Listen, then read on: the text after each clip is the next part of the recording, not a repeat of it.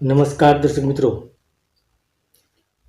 ઉત્તર પ્રદેશમાં પ્રયાગરાજની અંદર મહાકુંભ મેળાનું આયોજન થઈ ચૂક્યું છે અને કુંભ મેળાની શરૂઆત પણ થઈ ચૂકી છે.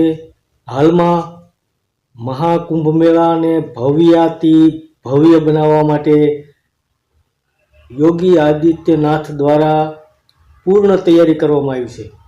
તમામ પ્રકારની તૈયારીઓ પૂરી કરવામાં આવી છે અને હાલમાં જે પણ શ્રદ્ધાળુઓ મહાકુંભ મેળાના દર્શને જઈ રહ્યા છે તેઓ ભરપૂર વખાણ કરી રહ્યા છે.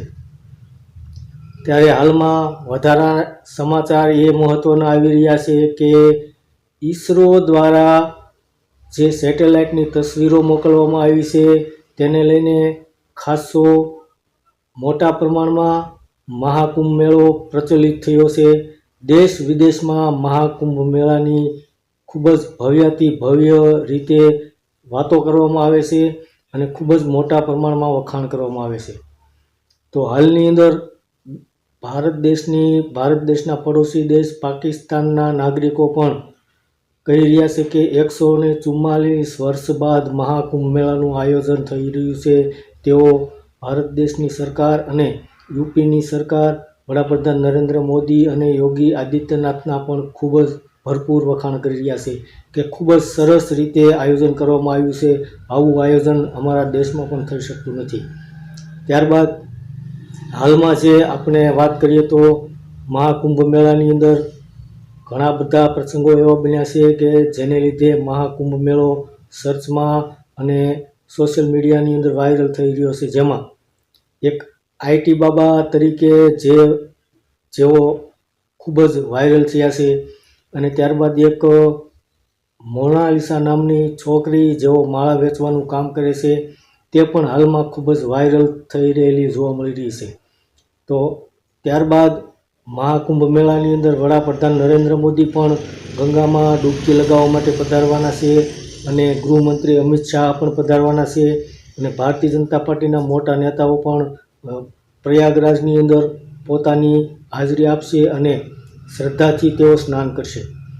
ત્યારબાદ ભારત દેશના રાષ્ટ્રપતિ દ્રૌપદી મુર્મુ પણ પધારવાના છે તેવા હાલમાં સમાચાર પ્રાપ્ત થઈ રહ્યા છે. તો એકંદરે જોવા જઈએ તો ભારત દેશના જે મહાકુંભ મેળાની ગાથા છે એ દેશ વિદેશમાં ગુંજી રહી છે અને ભારત દેશની વાહવાહી થઈ રહી છે. તેનું એક જ કારણ છે કે યુપીના મુખ્યમંત્રી યોગી આદિત્યનાથ દ્વારા જે આયોજન કરવામાં આવ્યું છે તે સજળ રીતે અને સુખદ અને ખૂબ જ સરસ રીતે પાર પાડવામાં આવ્યું છે. શ્રદ્ધાળુઓને કોઈ પણ પ્રકારની મુશ્કેલી ન પડે તેની બારીકાઈથી ધ્યાન રાખવામાં આવ્યું છે અને તમામ પ્રકારની જે પણ અગવડતા ઊભી થાય તેના માટે કંટ્રોલ રૂમો પણ ઊભા કરવામાં આવ્યા છે.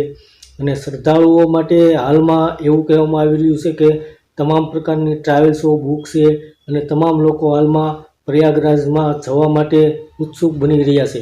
અને પ્રયાગરાજમાં જે સાધુ સંતો છે, મહંતો છે તેઓ પધારે છે. તેમના દર્શન કરવા માટે ભારત દેશના ખૂણે ખૂણેથી એક રાજ્યમાંથી શ્રદ્ધાળુઓ આવી રહ્યા છે અને જવા માટે પણ ઉત્સુક છે. તો હાલમાં મહાકુંભ મેળો ભારત દેશ જ નહીં પરંતુ વિદેશની અંદર ખૂબ જ પ્રખ્યાત થયો છે અને ભારત દેશની ખ્યાતિમાં ખૂબ જ મોટા પ્રમાણમાં ઉમેરો થયો છે. ધન્યવાદ દર્શક મિત્રો.